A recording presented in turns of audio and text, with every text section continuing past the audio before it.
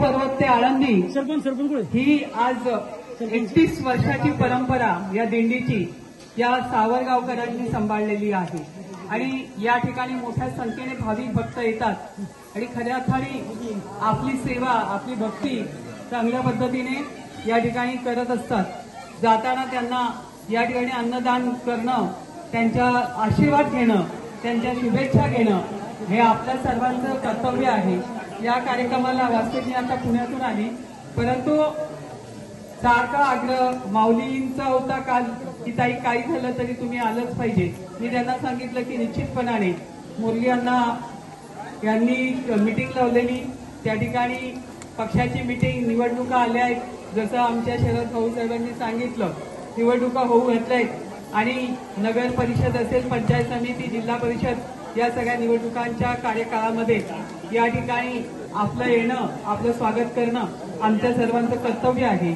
या ठिकाणी उपस्थित असलेले सर्व मान्यवर, या गावचे सगळे मानकरी, शंकर भाऊ असेल, सरपंच असतील, या ठिकाणी माऊली असेल, नितीन असेल, सगळेच.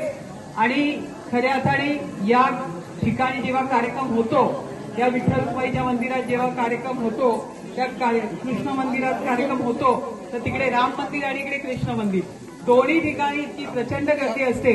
आणि मी एकदा सांगितलं होतं मागच्या वेळी की या ठिकाणी तुम्ही एक मोठ्या सभामंडपाची मागणी करा, आपण 1 कोटी रुपये खर्च करू, परंतु जागा काही मिळाली नाही.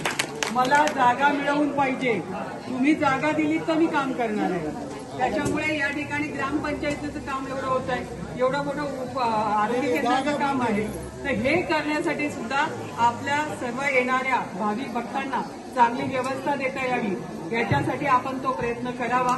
या ठिकाणी माझी तुमच्याकडे हीच अपेक्षा आहे, कारण धर्म टिकला तर उद्याची पिढी टिकणार आहे आणि उद्याची पिढी टिकली तर आई बाबा म्हणणारे आणि घरात आपल्याला सांभाळणारी पोरं जन्माला येणार आहेत.